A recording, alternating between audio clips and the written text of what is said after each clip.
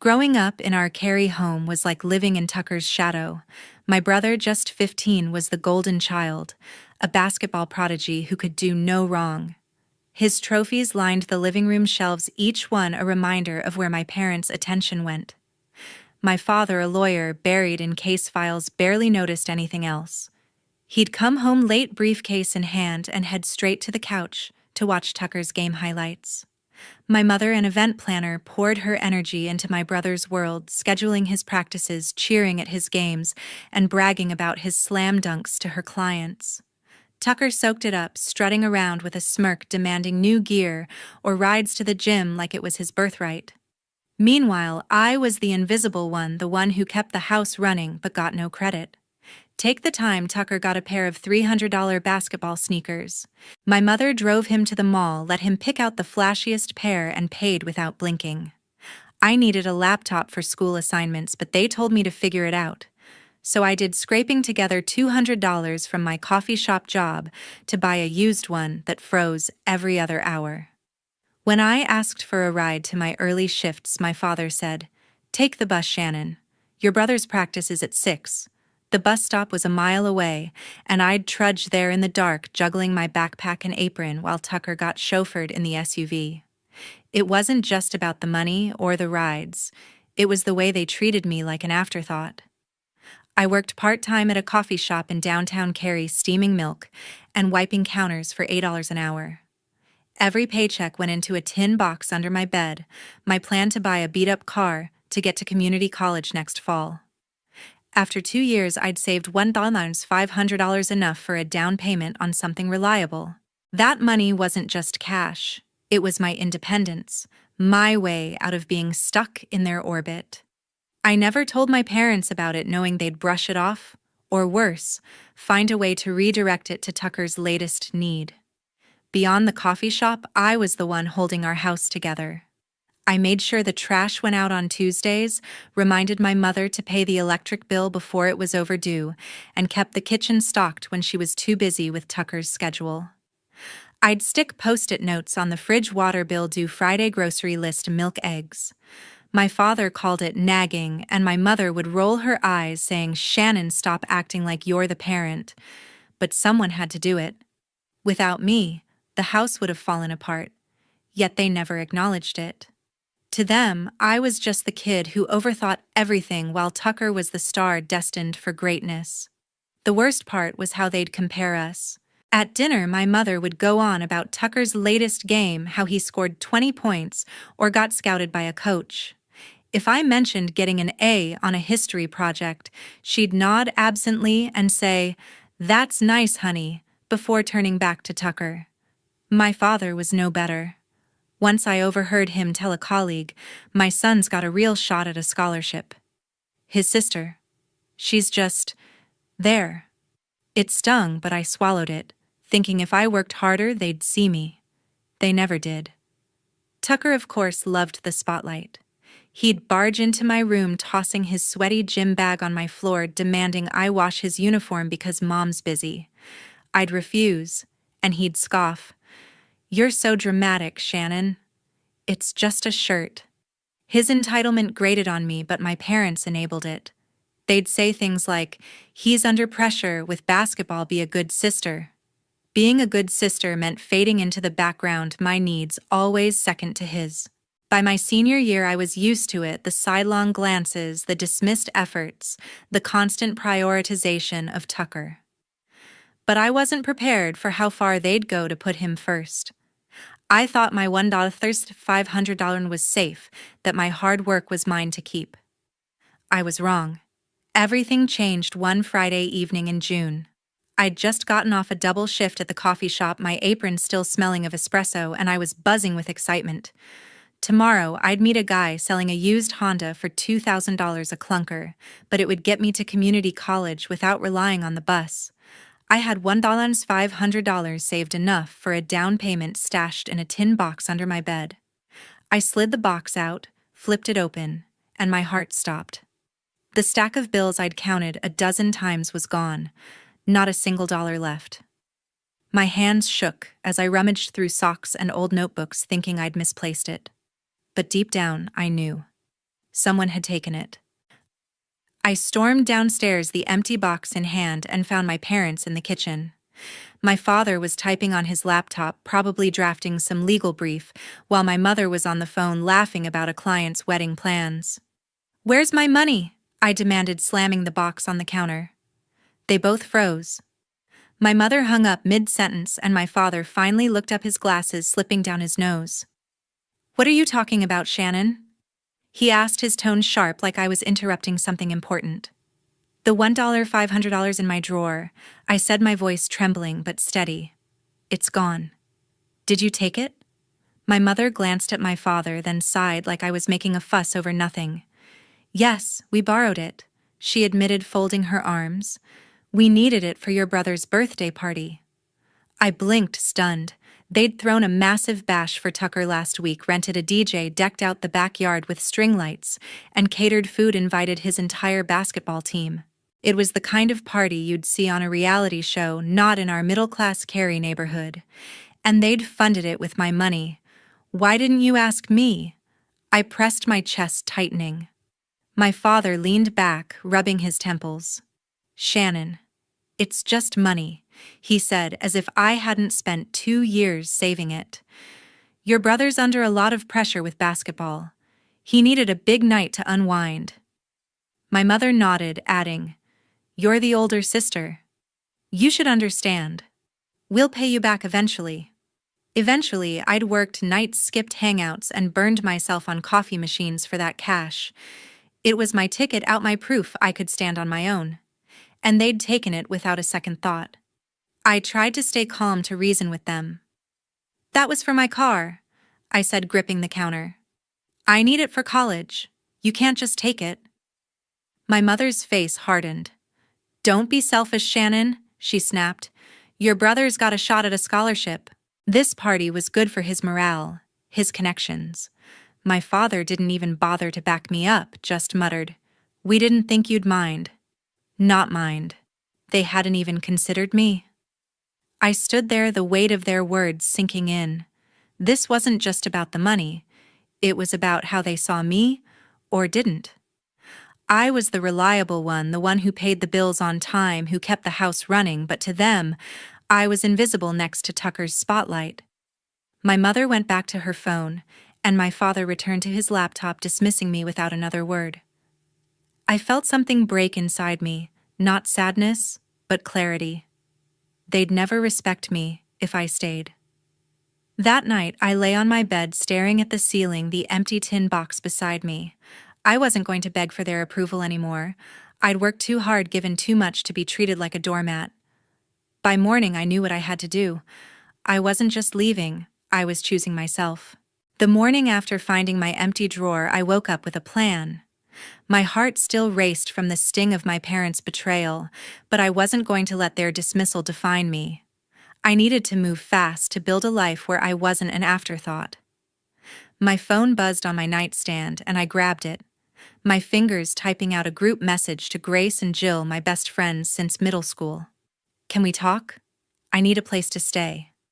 I wrote, keeping it vague but urgent. Within minutes, Grace replied, "Come to my house. My parents are cool with you crashing in the living room." Jill chimed in, "Whatever you need. We're here." Their words felt like a lifeline, pulling me out of the chaos of my house. Grace's family lived just a few miles away in Cary, and the thought of their cozy, welcoming home gave me a spark of hope. I wasn't alone in this. Next, I needed to secure my future. I biked to school, my backpack heavy with the weight of my decision. Mrs. Marsh, the school counselor, had always been someone I could trust. I found her in her office, surrounded by college brochures and motivational posters.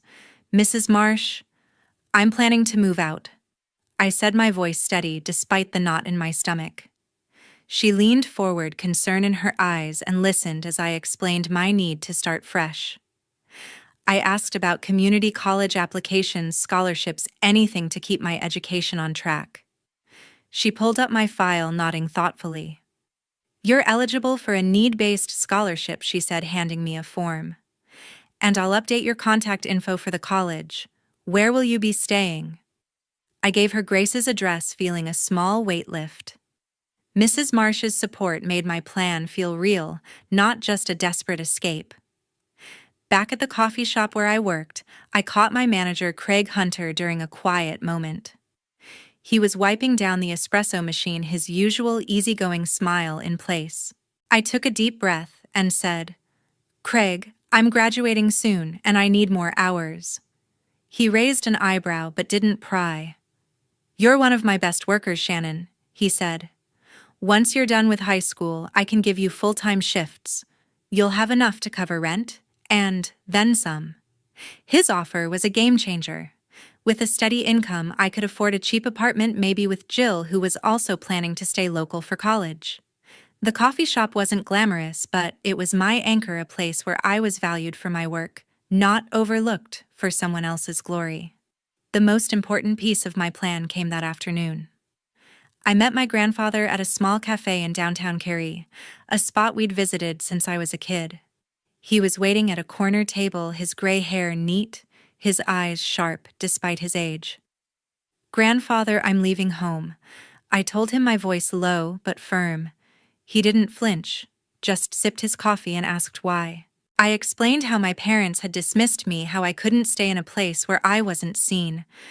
He leaned back, his face softening.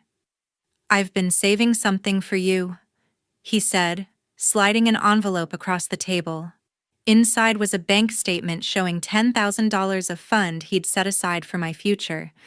"This is for college rent, whatever you need to start over," he said. "You're stronger than they know, Shannon. Don't let them hold you back." His words hit me hard, a mix of pride and resolve washing over me. That money was more than a safety net, it was proof someone believed in me. By the end of the day, my plan was solid. Grace and Jill had my back, giving me a place to land. Mrs. Marsh ensured my education wouldn't derail. Craig's offer meant I could pay my way, and my grandfather's fund was my ticket to independence. For the first time, I felt in control, ready to step out of the shadow I'd been stuck in for years. All that was left was to make my move. By Saturday afternoon, my parents were at a basketball tournament with Tucker. The house was quiet, the perfect moment to act. I stuffed my clothes, a few books, and my clunky laptop into 2 duffel bags, the weight tugging at my shoulders as I hauled them to the bus stop. The ride to Grace's house was bumpy, but each jolt felt like a step toward freedom. I didn't look back as our street faded from view. At Grace's, I dropped my bags in their living room, where a fold-out couch waited for me. Before leaving, I sat at my desk one last time, penning a short letter. "I'm leaving because I'm not respected here, not because I'm angry. I need to do this for myself." I folded it neatly, left it on the kitchen counter, and walked out, locking the door behind me. My heart pounded, but it wasn't fear, it was resolve. I was done being invisible. When my father and mother returned home that evening, they found the letter. My phone lit up almost immediately, buzzing with missed calls and texts. "Shannon, where are you?" My mother's first message read, her tone sharp, even through text. My father's voicemails were sterner. "Get back here now, young lady. We need to talk." I didn't answer. They sent a dozen more messages, each one escalating from demands to pleas. "Please, Shannon, just tell us you're safe." I stared at the screen, my thumb hovering, but I stayed silent. Their panic was real, but it came too late. They hadn't cared when I was right in front of them, managing their house, saving every penny. Now that I was gone, they noticed. Tucker's reaction was different. I learned later from my mother's frantic texts that he'd shrugged when they read him the letter. "She's just being dramatic," he said, tossing his basketball in the air. "Chi, aichi, lam qualen," he added, slipping into the phrase he used when he wanted to mock me. His indifference lit a fuse between my parents. My mother snapped, "You're too soft on him, Kenneth. This is why she left." My father fired back, "Don't blame me, Cheryl. You're the one who babies him." Their argument spiraled, voices echoing through the house, digging into years of resentment over how they'd raised us. For the first time, they questioned their favoritism, but Tucker just rolled his eyes and stormed to his room, slamming the door. His nonchalance only fueled their fight, exposing cracks they'd ignored for years. That night my phone rang again, but this time it was Aunt Donna. I answered, bracing for another lecture, but her voice was gentle. "Shannon, are you okay?" she asked. I told her I was at Grace's safe and explained why I left, not out of spite, but because I couldn't stay where I wasn't valued. She sighed, her worry clear, but said, "I respect your choice. You're braver than I was at your age." Then she shared what was happening at home. The kitchen was a mess, dishes piling up because no one thought to clean them. My father had forgotten a client call, too distracted by my absence. My mother was unraveling, snapping at Tucker for leaving his gym bag on the couch. "They're falling apart without you." Aunt Donna said, her tone heavy with concern, but no judgment. "It's chaos already." I lay on Grace's couch that night, staring at the ceiling, my bags tucked beside me. The weight of leaving was heavy, but it wasn't regret. I'd spent years keeping their world together only to be dismissed. Now they were feeling the void I'd filled. My phone buzzed again, another text from my mother begging me to come back. I turned it off. I wasn't going to let their chaos pull me back in. I had a new life to build, one where I mattered. A month after I left, Aunt Donna called me with more news. Her voice was heavy, not with judgment, but with a weariness that told me things had gotten worse. "Your family's falling apart, Shannon," she said. I sat on the fold-out couch at Grace's, clutching my phone, bracing for what she'd say next. The home I'd left behind, the one I'd kept running for years, was unraveling without me. Bills for electricity and water had piled up, stamped with red past due notices. The fridge stood nearly empty, holding just a carton of spoiled milk and some ketchup packets.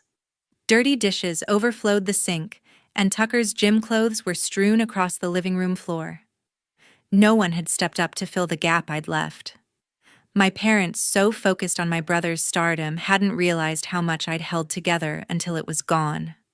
My father's career was taking a hit. As a lawyer, he'd always prided himself on being sharp, reliable, the one clients trusted with big cases. But Aunt Donna said he'd missed a critical meeting with a major client, too distracted to prepare. His phone calls went unreturned, and his inbox was flooded with complaints. Vincent, his longtime business partner, had pulled him aside at the firm. "Get it together," Kenneth Vincent warned, his tone clipped. "You're slipping, and it's costing us." My father brushed it off, claiming he was fine, but the truth was seeping through. He'd spent years prioritizing Tucker's games over his work, assuming he could coast on reputation. Now clients were jumping ship, and Vincent's patience was wearing thin. Each missed deadline chipped away at the stability he'd taken for granted. My mother wasn't faring any better. Her event planning business, once a point of pride, was grinding to a halt. She'd stopped taking new projects, overwhelmed by the chaos at home. Aunt Donna told me my mother spent hours pacing, snapping at anyone who crossed her path. She and my father fought constantly, their arguments spilling into the early hours. "You let Shannon run everything," my mother shouted during one heated exchange. "And now you're blaming me." My father shot back. "You're the one who turned Tucker into a spoiled brat." Their voices carried through the walls, each blaming the other for the mess they'd created. The fights weren't just about me. They were about years of ignoring the imbalance, of pouring everything into Tucker while dismissing my role. My mother's confidence, once unshakable, was crumbling under the weight of her own choices. Tucker's world was collapsing too. Basketball had been his kingdom, the one place where he shone. But Aunt Donna said he'd been kicked off the team after a blow-up with his coach. During a game, he'd argued over a foul call, shouting in the coach's face, then shoved a teammate who tried to calm him down. The referee ejected him, and the coach suspended him indefinitely. "He's lost his focus," Aunt Donna said, her voice tinged with sadness. Tucker's arrogance, fed by years of my parents' indulgence, had finally backfired. Without practice to anchor him, he moped around the house, snapping at my mother when she asked him to clean up. His suspension sent shockwaves through the family, stripping away the one thing they'd all clung to, his so-called destiny as a star. I listened to Aunt Donna, my chest tight with a mix of vindication and guilt. I hadn't wanted their world to implode, but I couldn't ignore the truth. They'd built their lives around Tucker, leaving me to pick up the pieces. Now those pieces were scattered, and they had no one to blame but themselves. "They're starting to see it," Aunt Donna said softly. "How much they relied on you." I nodded, though she couldn't see me. I wasn't going back. Their chaos wasn't my responsibility anymore. As fall arrived, I settled into my new apartment with Jill. It was a small place in Cary, just a one-bedroom with creaky floors, but it was ours. I started at the community college, diving into communications courses that sparked ideas I'd never explored before.